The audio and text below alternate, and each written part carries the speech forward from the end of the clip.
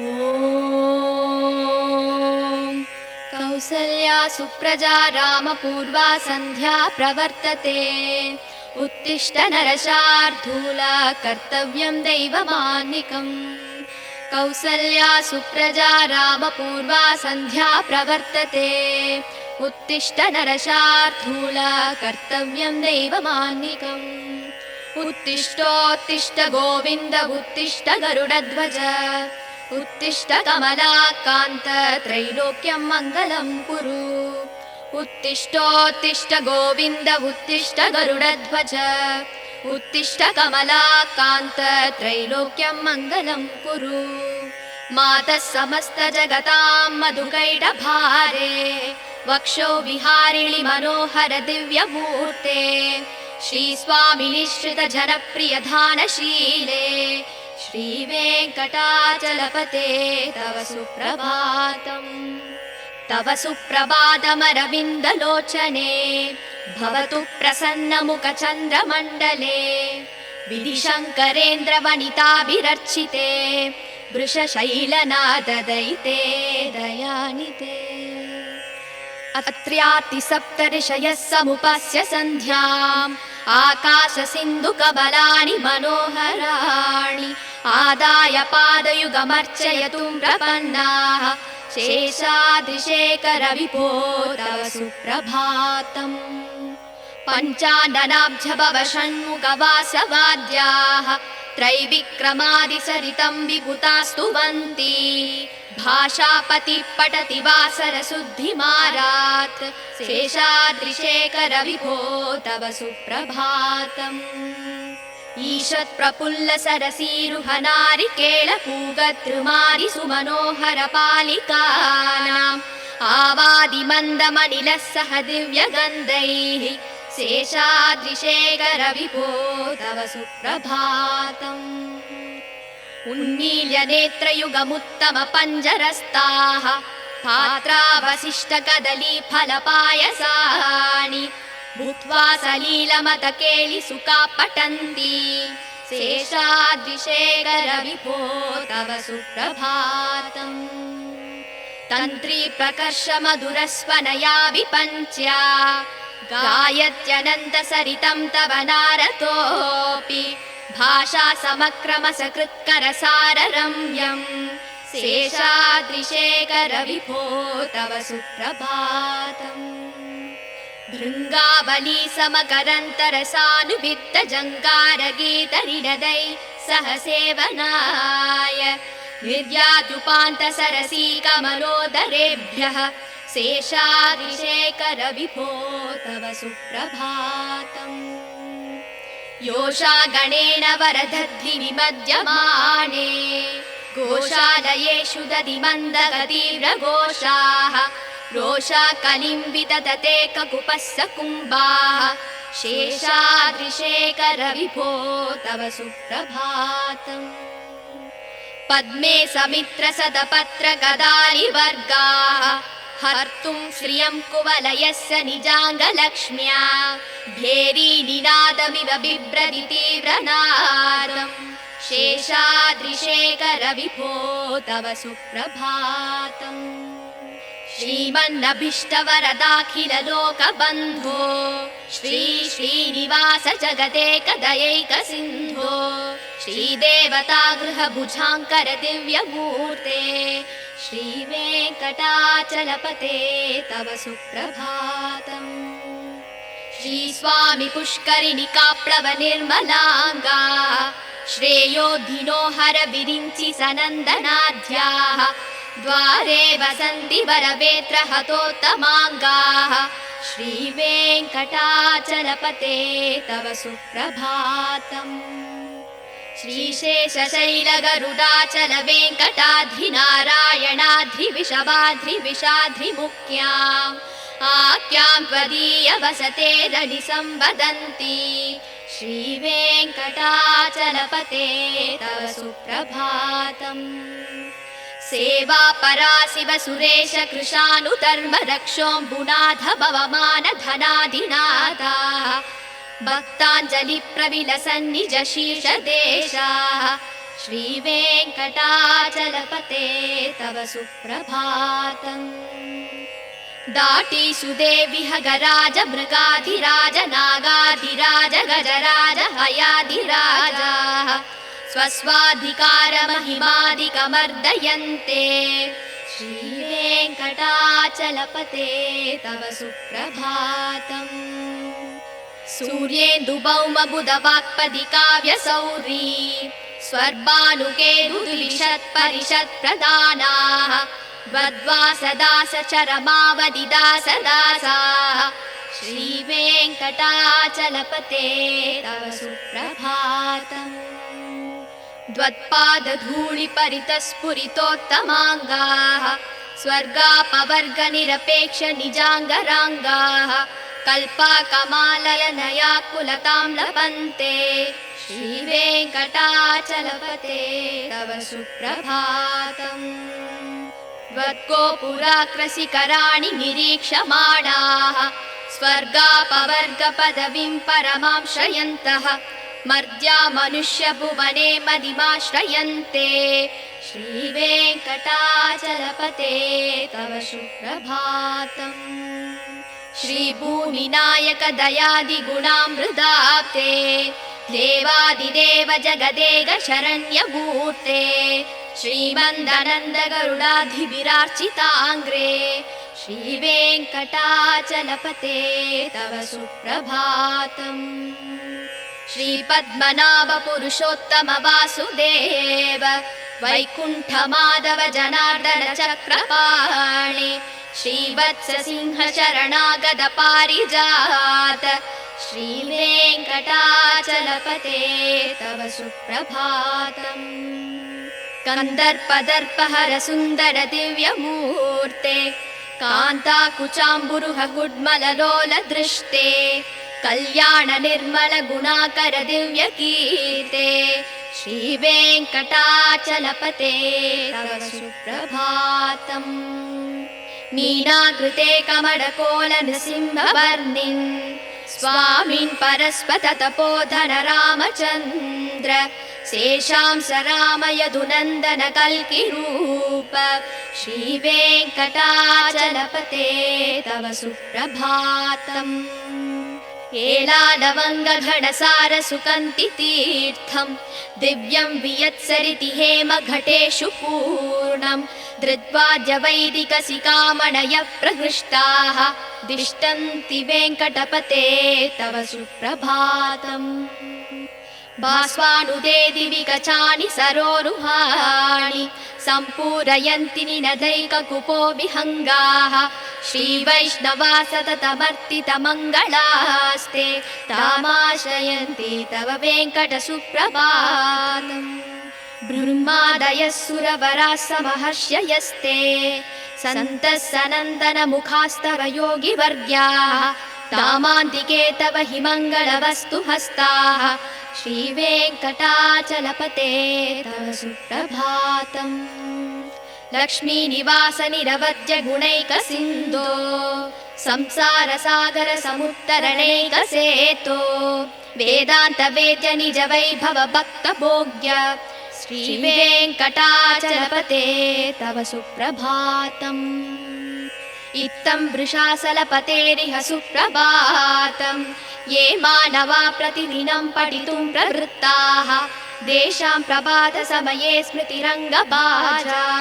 प्रज्ञां प्ररार्थ सुलभां परमां प्रसूते।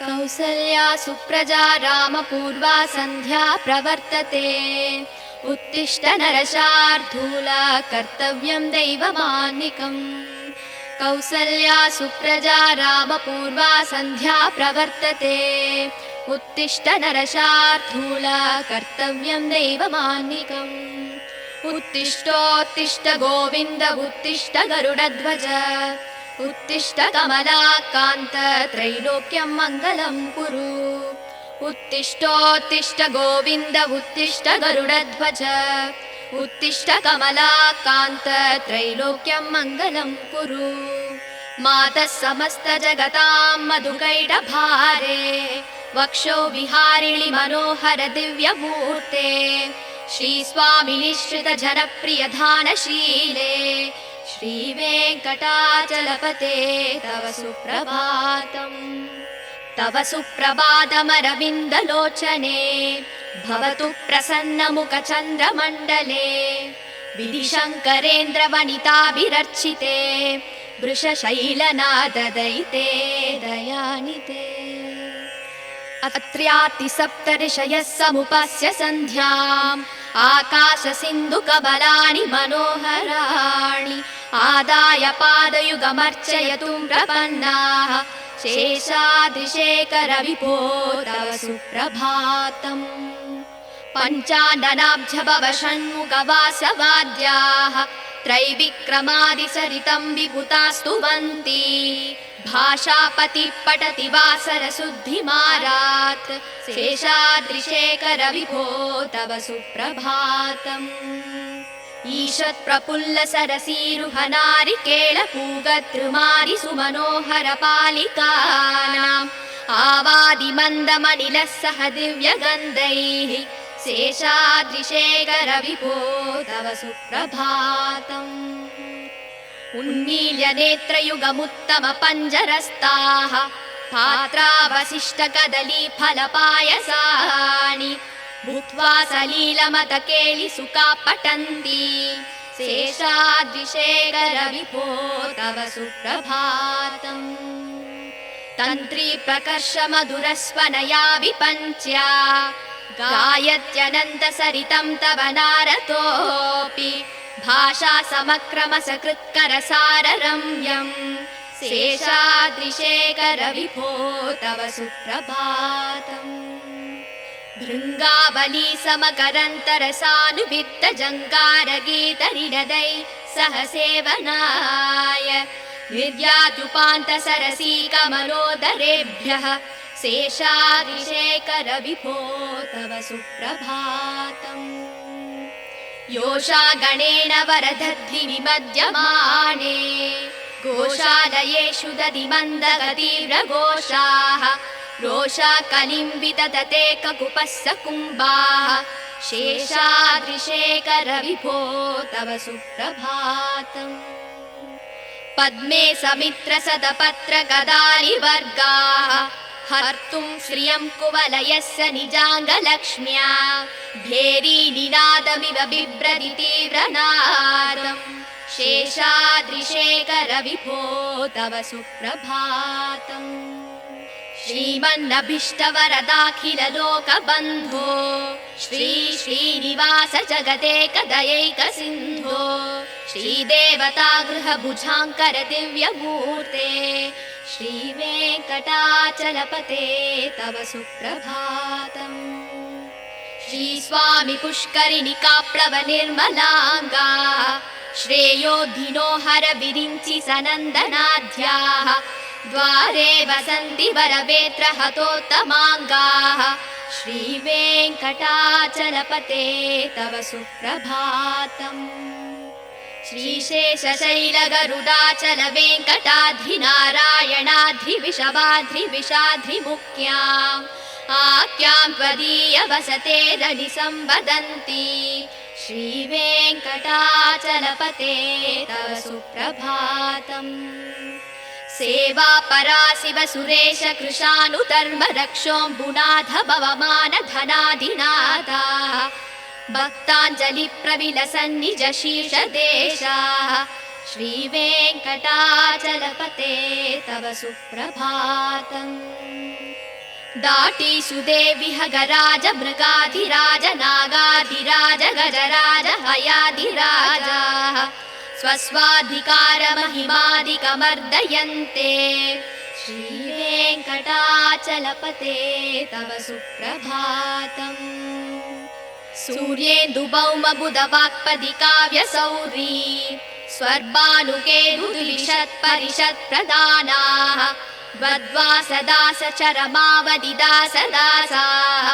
श्रीवेङ्कटाचलपते तव सुप्रभातम् द्वत्पादधूलिपरितस्फुरितोत्तमाङ्गाः स्वर्गापवर्गनिरपेक्ष निजाङ्गराङ्गाः कल्पाकमालयनया कुलतां लपन्ते श्रीवेङ्कटाचलपते तव सुप्रभातम् त्वद्गोपुराकृशिखराणि निरीक्षमाणाः स्वर्गापवर्गपदवीं परमां श्रयन्तः मर्त्या मनुष्यभुवने मदिमाश्रयन्ते श्रीवेङ्कटाचलपते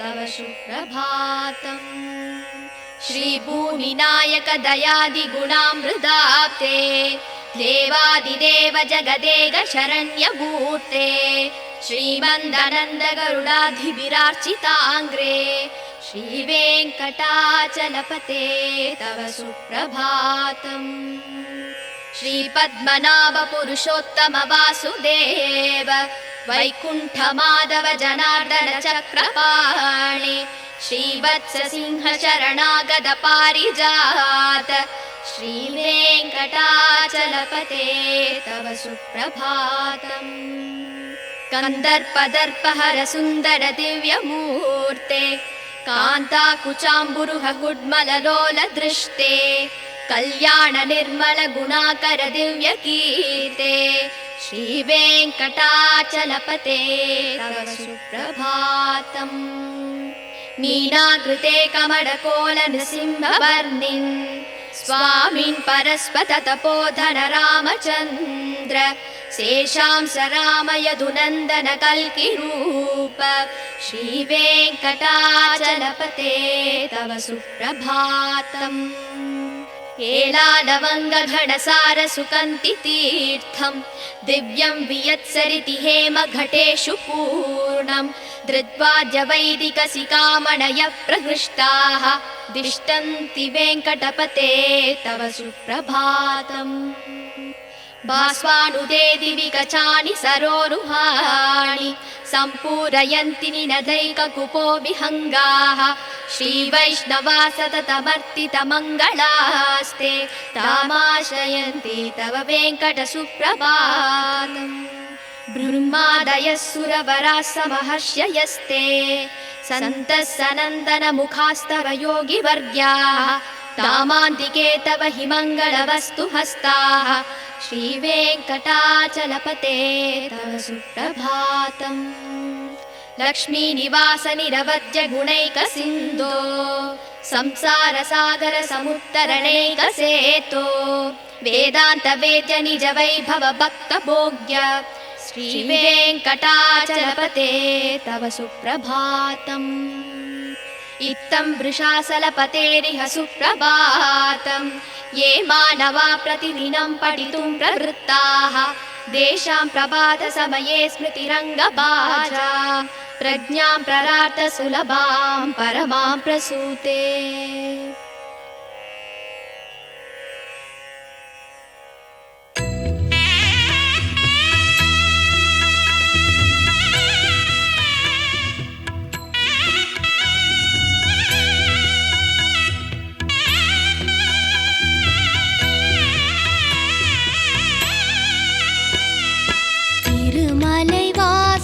श्री श्रीनिवासा तिरुमगळ पोற்றும் अழகியனே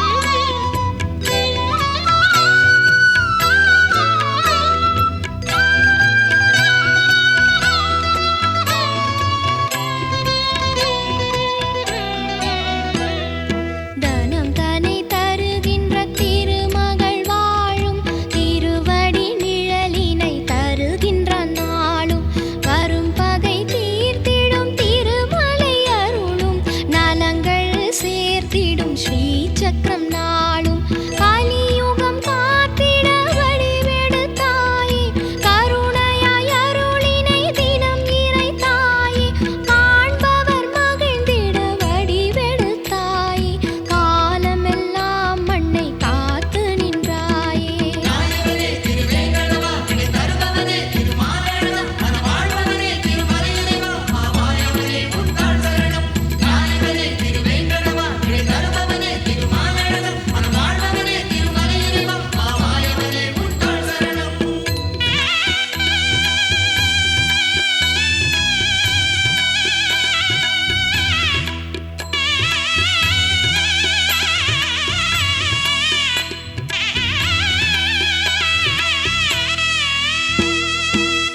வேங்கடமலையை நாம் நினைத்தாலே வேதனை மறையும் அவன் நாமத்தாலே செல்வங்கள் பொழியும் வான்மழை போலே தினம் அவன் மலரடி தொழுது வந்தாலே ஆயிரம் சூரியன் ஒளி என நீயும் மலைகளில் திகழ்ந்தாய் மகிமைகள் அறிந்தோம் மாயனே உன்னடி சரணங்கள் ஐயா மாதவனே உந்தன் நாமங்கள் மறவேன்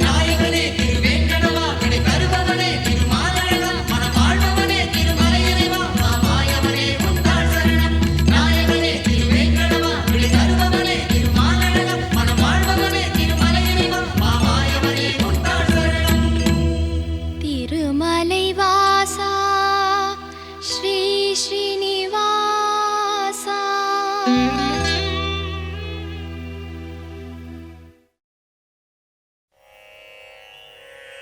கமலம் மலர் மேல் வசிக்கும் மகளே உறைவாள் பெருமாள் திருமார்பினிலே திகழும் நல் குங்குமம் மேனியனே விஜயீ பவ வெங்கட சைலபதே கமலம் மலர் மேல் வசிக்கும் மகளே உறைவாள் பெருமாள் திருமார்பினிலே திகழும் நல் குங்குமம் மேனியனே விஜயீ பவ வெங்கட சைலபதே கமலம் இதற்போல் நல் கண்ணுடையான் கடல் மேல் உரை பஞ்சனை கொண்டவனே நலங்கள் தரும் செல்வம் எல்லாம் தருவாய் திருவேங்கடனே என்னை காத்தருள்வாய் எழில் பிரம்மனுடன் சிவன் ஆறுமுகன் எனும் தெய்வம் எல்லாம் உன்னை போற்றிடுவார் இறைவா தலைவா திருவேங்கடவா ரிஷசைலபதே என்னை காத்தருள்வாய் என்னை தீண்டிடும் வல்வினை தீவினைகள் பல நூறு தவறுகளின் துயர் நிலைகள்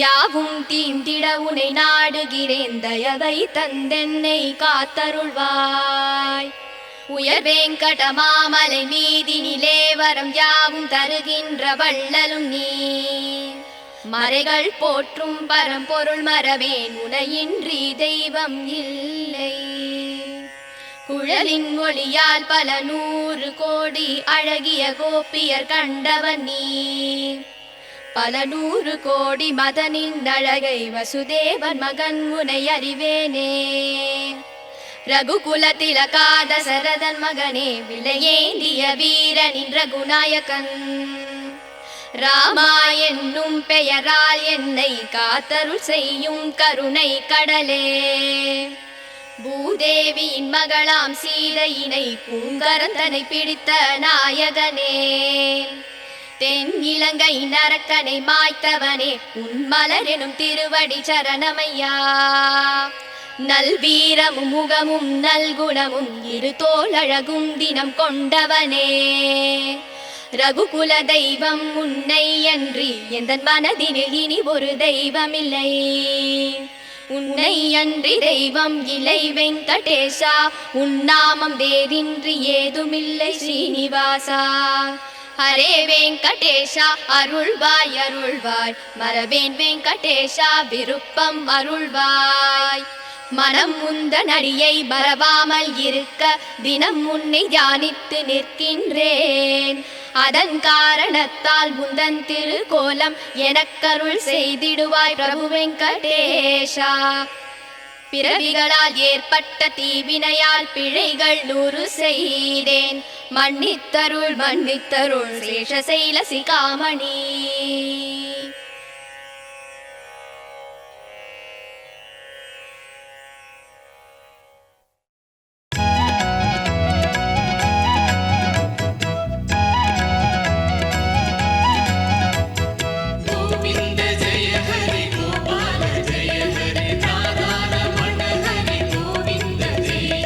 பூலோகம் தன்னை வைகுண்டமாக்கி ஸ்ரீதேவி உடனே அருள்கின்ற தேவா.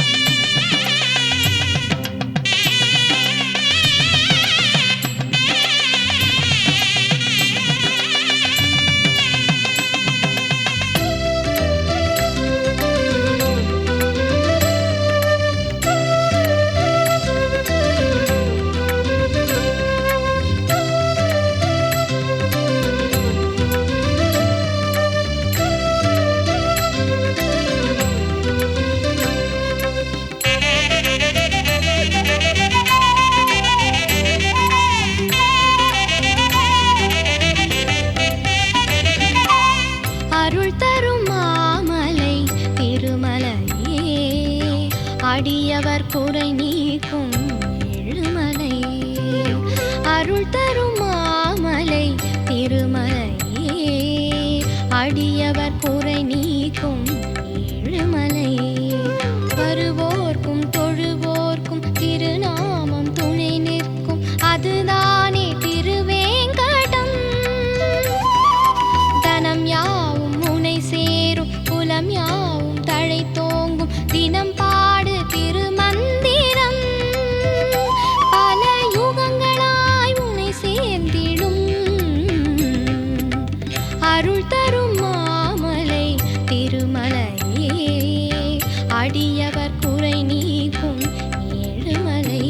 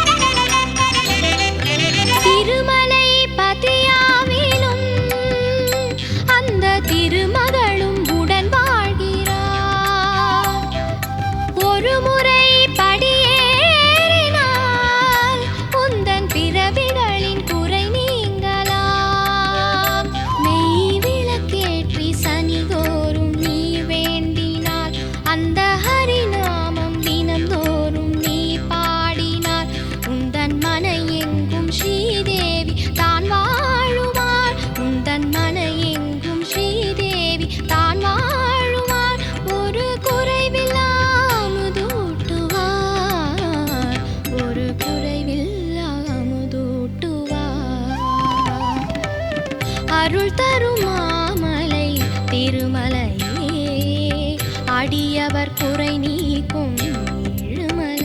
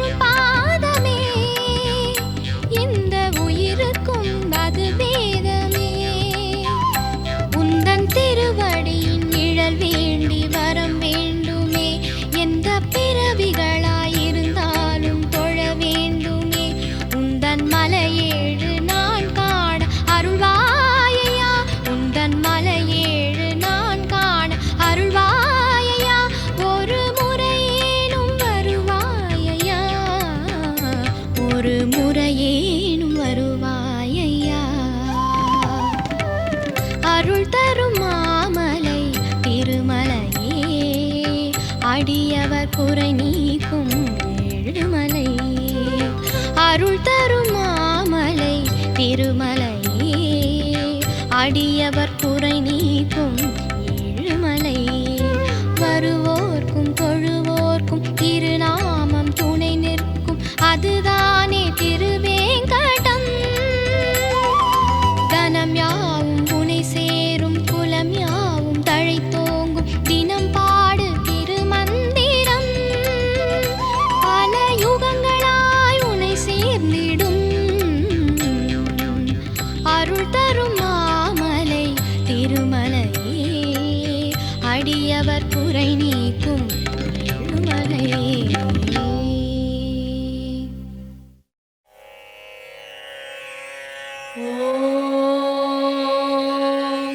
कौसल्या सुप्रजा रामपूर्वा सन्ध्या प्रवर्तते, उत्तिष्ठ नरशार्दूला कर्तव्यं दैवमान्निकम्, कौसल्या सुप्रजा रामपूर्वा सन्ध्या प्रवर्तते उत्तिष्ठ नरशार्दूल कर्तव्यं दैवमान्निकम् उत्तिष्ठोत्तिष्ठ गोविन्द उत्तिष्ठ गरुडध्वज उत्तिष्ठ कमलाकान्त त्रैलोक्यं मङ्गलं कुरु उत्तिष्ठोत्तिष्ठ गोविन्द उत्तिष्ठ गरुडध्वज उत्तिष्ठ कमलाकान्त त्रैलोक्यं मङ्गलं कुरु मातः समस्त जगतां मधुकैटभारे वक्षो विहारिणि मनोहर दिव्यमूर्ते श्रीस्वामिनि श्रित जनप्रिय धानशीले श्रीवेङ्कटाचलपते तव सुप्रभातम् तव सुप्रभातमरविन्दलोचने भवतु प्रसन्नमुखचन्द्रमण्डले विधिशङ्करेन्द्रवनिताभिरर्चिते वृषशैलनाददयिते दयानिते अत्र्यातिसप्तऋषयः समुपस्य सन्ध्याम् आकाशसिन्धुकबलानि मनोहराणि आदाय पादयुगमर्चयतुं प्रपन्नाः शेषाद्रिशेखर विभो तव सुप्रभातम् पञ्चाननाब्जभव षण्मुखवासवाद्याः त्रैविक्रमादिसरितं विभुतास्तुवन्ति भाषापतिः पठति वासरशुद्धिमारात् शेषाद्रिशेखर विभो तव सुप्रभातम् ईषत् प्रफुल्ल सरसीरुहनारिकेळपूगतृमारि सुमनोहर पालिकानाम् आवादिमन्दमनिलः सह दिव्यगन्धैः शेषाद्रिशेखर विभो तव सुप्रभातम् उन्मील्य नेत्रयुगमुत्तम पञ्जरस्ताः पात्रावशिष्ट कदली फलपायसानि भूत्वा सलीलमतकेलि सुखा पठन्ति शेषाद्रिशेखर विभो तव सुप्रभातम् तन्त्री प्रकर्ष मधुरस्वनया विपञ्च्या गायत्यनन्त सरितं तव नारतोऽपि भाषा समक्रम सकृत्कर साररम्यम् शेषाद्रिशेखर विभो तव सुप्रभातम् भृङ्गावली समकरन्तरसानुवित्त जङ्गारगीतनिनदै सह सेवनाय निर्याद्युपान्त सरसी कमलोदरेभ्यः शेषाद्रिशेखर विभो तव सुप्रभातम्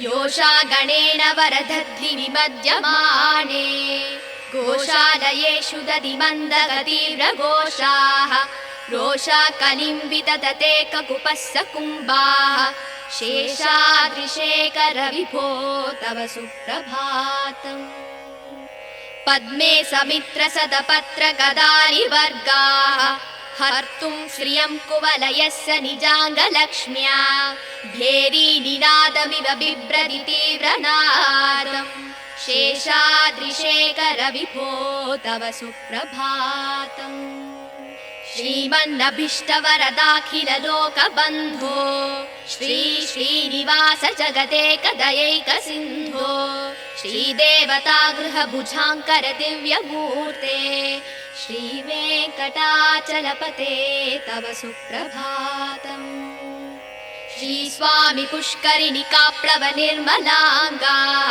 श्रेयोधिनो हर विरिञ्चि सनन्दनाद्याः द्वारे वसन्ति वरवेत्र हतोत्तमाङ्गाः श्रीवेङ्कटाचलपते तव सुप्रभातम् श्रीशेषशैलगरुडाचल वेङ्कटाद्रिनारायणाद्रिविषवाद्रिविषाद्रिमुख्याम् आख्यां त्वदीय वसते रनि संवदन्ति श्रीवेङ्कटाचलपते तव सुप्रभातम् सेवा परा शिव सुरेश कृशानुधर्म रक्षोऽम्बुनाथ भवमान धनाधिनाथाः भक्ताञ्जलि प्रविलसन्निज शीर्ष देशाः श्रीवेङ्कटाचलपते तव सुप्रभातम् दाटीषु देवि हगराज मृगाधिराज नागाधिराज गजराज हयाधिराजाः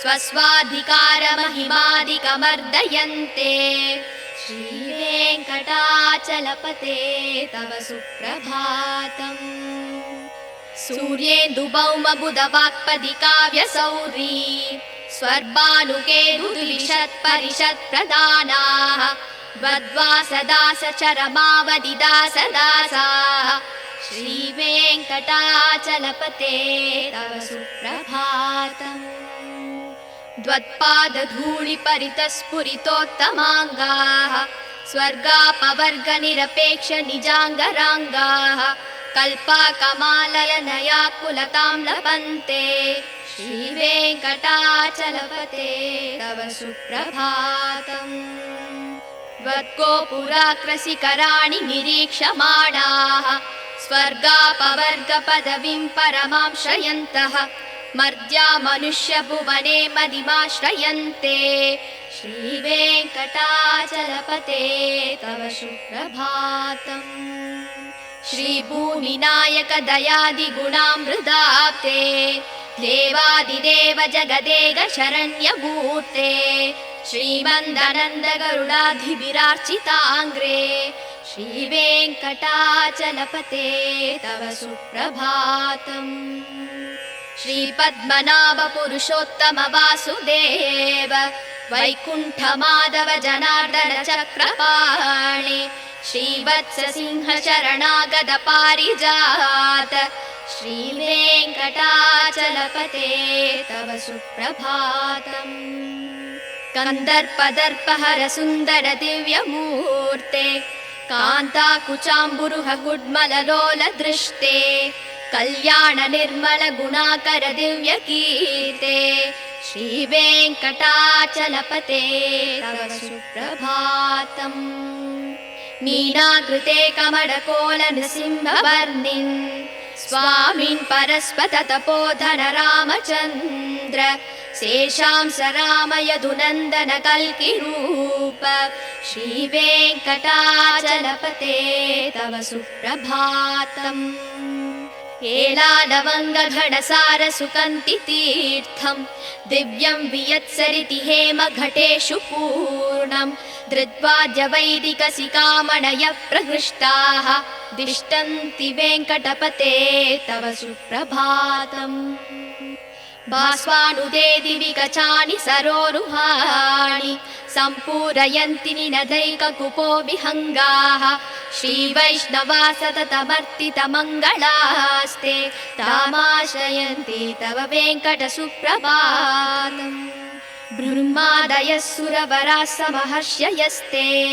सन्तः सनन्दनमुखास्तव योगिवर्ग्याः तामान्तिके तव हि मङ्गलवस्तु हस्ताः श्रीवेङ्कटाचलपते तव सुप्रभातम् लक्ष्मीनिवास निरवद्य गुणैकसिन्धो संसारसागर समुत्तरणैकसेतो वेदान्त वेद्य निज वैभव भक्तभोग्य श्रीवेङ्कटाचलपते तव सुप्रभातम् इत्थं वृषाचलपतेरिह सुप्रभातम् ये मानवा प्रतिदिनं पठितुं प्रवृत्ताः तेषां प्रभातसमये स्मृतिरङ्गभाजा प्रज्ञां प्ररार्थ सुलभां परमां प्रसूते।